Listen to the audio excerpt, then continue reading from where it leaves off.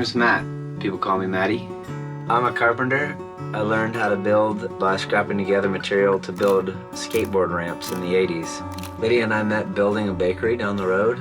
I worked on the round pole work, and she led the crew that stacked the straw bales. She's a licensed contractor, and she's been doing natural building for the last 18 years. He was so kind and sweet and took our crew in who was camping out on the job site, which was pretty miserable. She won't talk about it, but she's done so many things that are just outstanding. There's a homeless community in Portland called Dignity Village, and Lydia organized and built 7 different structures for homeless folks. They're still being used to this day. Bleach blonde mohawk and tattoos, and I'm at the end of the road, and we just spent a lot of time together and had a lot of fun together. And at one point I was like, oh my goodness, what a great guy. Even though she was a total rock star builder, she didn't act that way at all. She was very humble. Lydia and I built this house.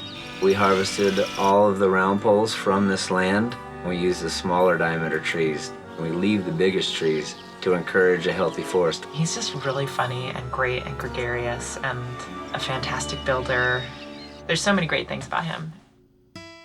We named Madeline after my mother. She passed away 7 years ago. She has these really big, luminous eyes, and that's definitely something my mother had. I first came out 9 years ago and started putting this thing together. We're interested in living in balance with the land so that we put back as much as we take. There were piles of garbage when we first came out here. These tires were among them, and we said, hell, maybe it'd be a better idea to use them out here somehow. So we ended up making stairs to the house out of them. It's important for me to know what my footprint is. How do we produce our electricity? Where is our food coming from? There's this concept that humans are divorced from nature. I don't think that we're divorced from nature. There's an intrinsic connection that I think we all kind of long for. And when I'm walking around and I'm outside, I can definitely feel that, that I'm participating in something. We planted in a neighborhood of 160 trees here. Asian pears and Bartlett pears and Jonah Gold apples, and we're growing food orchards out here, food forests. Well, right outside the window here we have a cherry orchard. We saved the pits last year and planted them out, so now we have cherry saplings this year to give to our homies.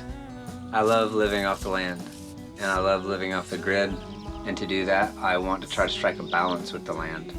It's pretty killer to wake up every morning and to see how much is growing around us.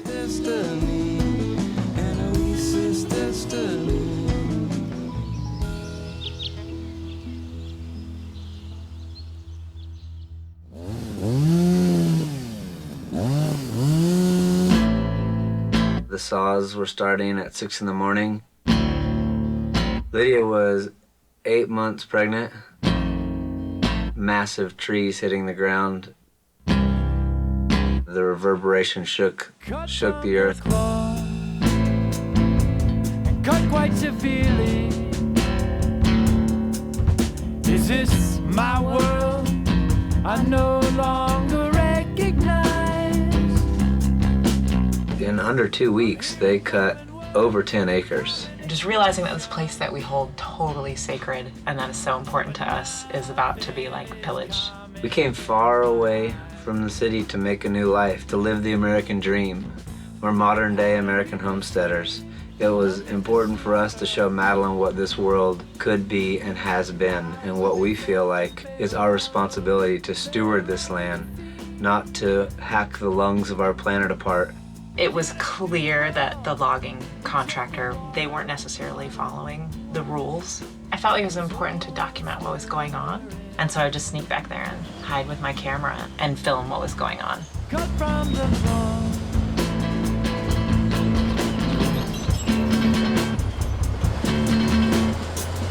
This one survived the last logging or some major event because you can see that big jump in the growth rings. Can anyone explain these new laws of nature?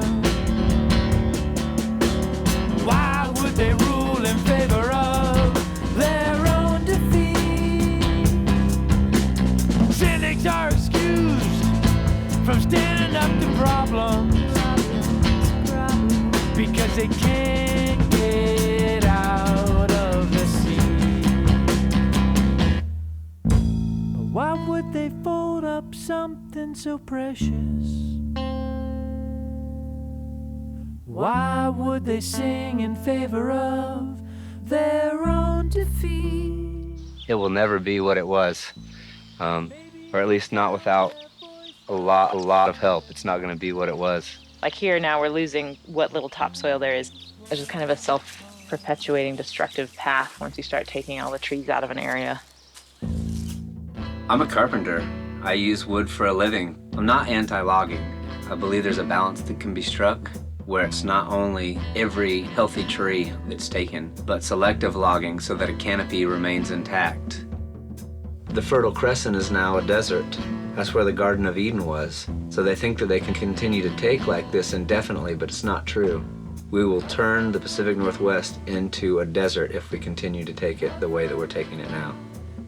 We realized that there was a battle going on, and we were taking action. Like, we realized that we needed to do something. There's so many layers to it. I met Sharon in 1977 back in Maryland on one of my work trips. When you meet your soulmate, you know that you want to be together.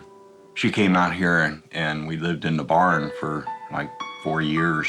She socialized me. We got a hot water tank, and we got a washer and dryer, and we got a bathtub, and we had all that stuff down in the barn. And then we got into building the house here, and it was beautiful. It was freedom. And next year we had Skylar. Our first son was in 1985. Second son was born in 1988. She was a master gardener. She grew everything up here. Things that shouldn't grow up this high, but she was able to grow these fruits and vegetables, and she loved gardening. I'd come down the stairs over there, and she'd be sitting out on the front porch in a chair, and I'd put my hand on the glass on the inside of the house, and she would reach behind her and cover my hand.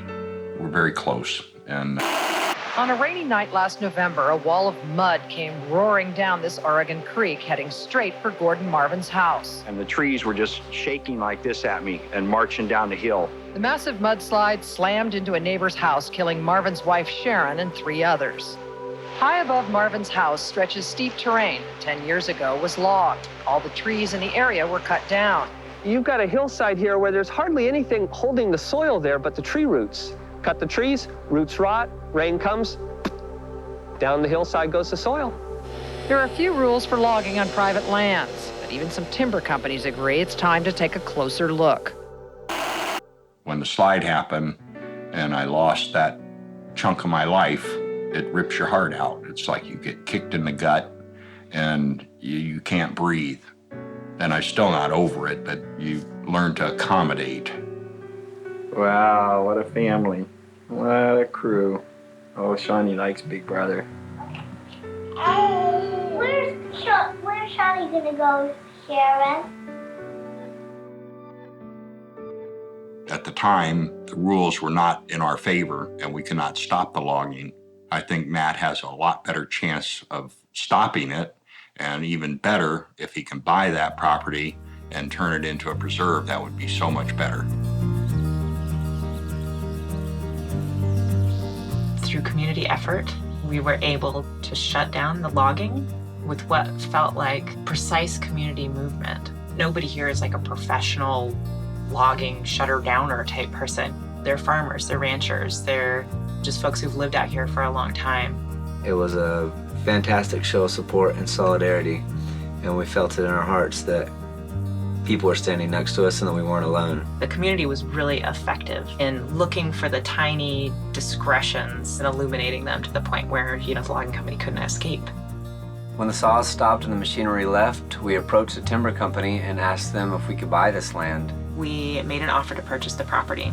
They said yes for $156,000. For these 110 acres. So we created a nonprofit, Speak for the Trees. In our efforts to fundraise, we decided to host a celebration of the forest. And everyone came together and gave what they had, and it was pretty spectacular.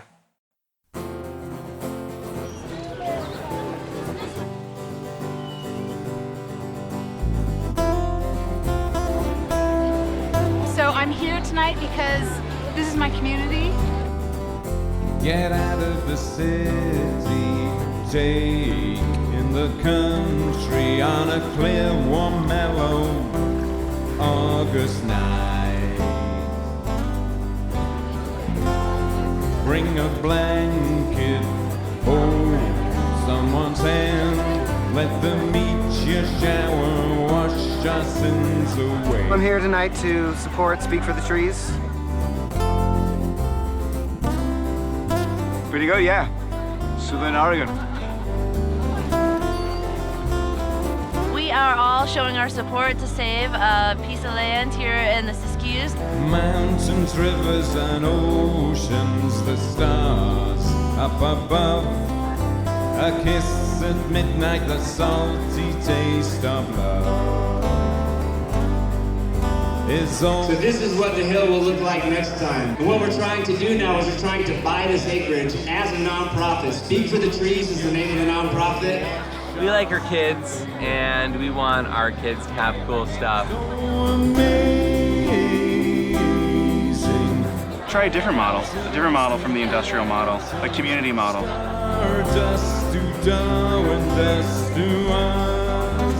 Green trees and rain are like being in heaven, and everything we see, this universe was made for you and me,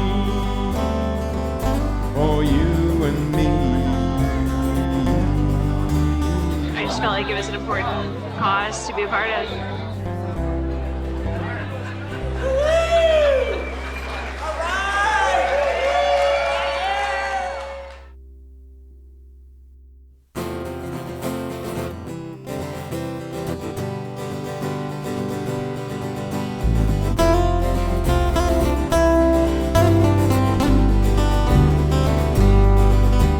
To date, we have raised $54,000. First of all, it felt like a fantastic victory. It's going to take raising the money to buy the land. If we can't buy this land by June 15th, they will come back to finish what they've started. So that it could never be clear cut or have the canopy removed.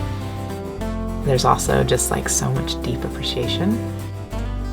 I would tell her, we planted these seeds for you, Bubba.